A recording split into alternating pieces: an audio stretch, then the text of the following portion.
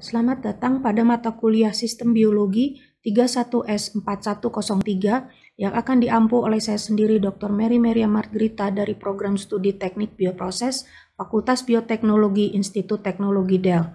Sekarang kita akan memasuki topik kinetika enzim bagian pertama.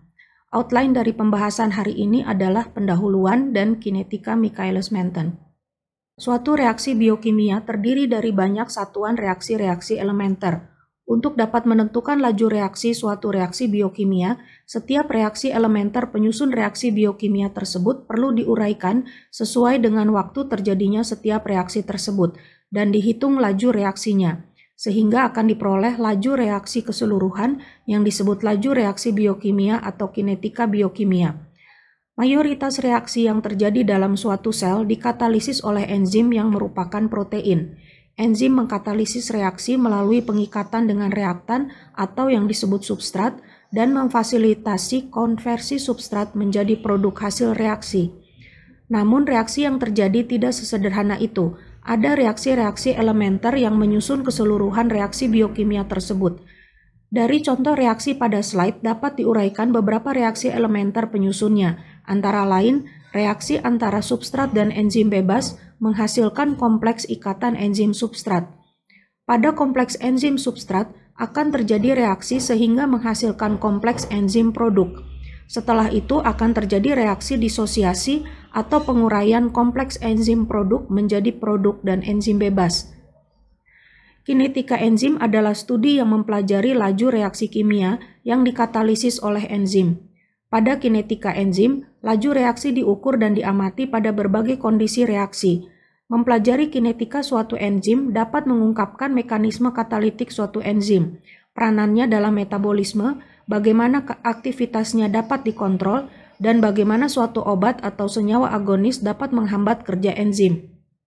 Pada gambar A ditunjukkan bahwa katalisis oleh enzim mereduksi barier energi yang berkaitan dengan terjadinya reaksi.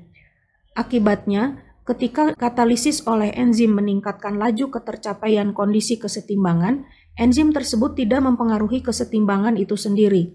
Seperti yang ditunjukkan pada gambar B, bahwa bila suatu reaksi dikatalisis atau tidak dikatalisis oleh enzim, kesetimbangan substrat pada produk awal dan akhir reaksi tidak berbeda.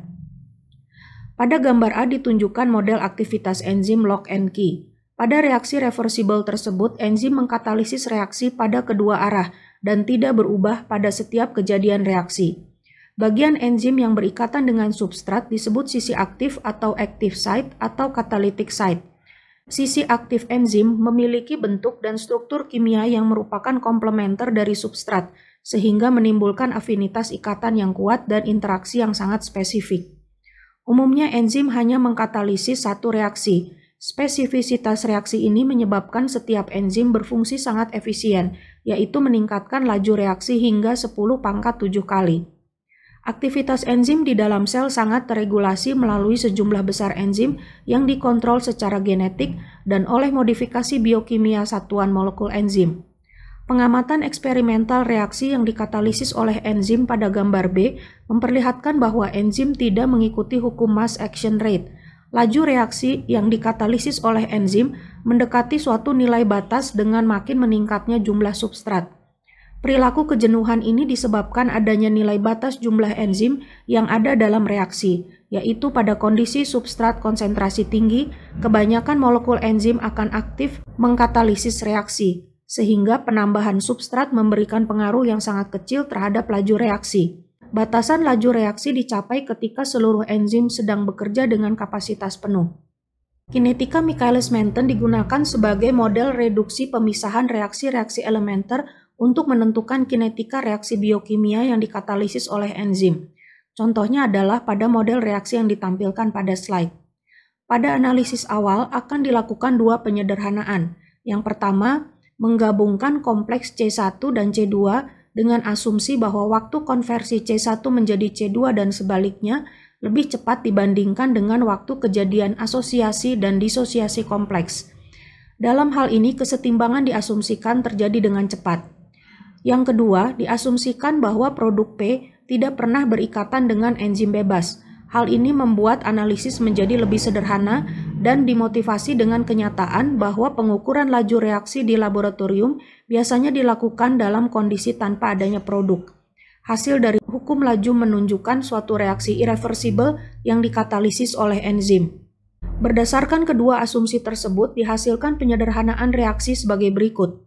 K1 dan K-1 merupakan konstanta reaksi reversibel asosiasi substrat dan enzim membentuk kompleks, dan disosiasi kompleks menjadi substrat dan enzim. Sedangkan konstanta K2 merupakan konstanta katalitik enzim untuk menghasilkan produk. Dengan menggunakan hukum aksi massa dan menyatakan S sebagai substrat, E sebagai enzim bebas, C sebagai kompleks, dan P sebagai produk, maka model persamaan diferensialnya adalah sebagai berikut. ET menyatakan total konsentrasi enzim. Karena enzim tidak dikonsumsi dalam reaksi, maka nilai ET enzim merupakan bagian yang konserv atau selalu konstan. Dengan menuliskan persamaan berikut, maka kondisi konstanta tersebut dapat menyederhanakan persamaan diferensial sebelumnya menjadi sebagai berikut.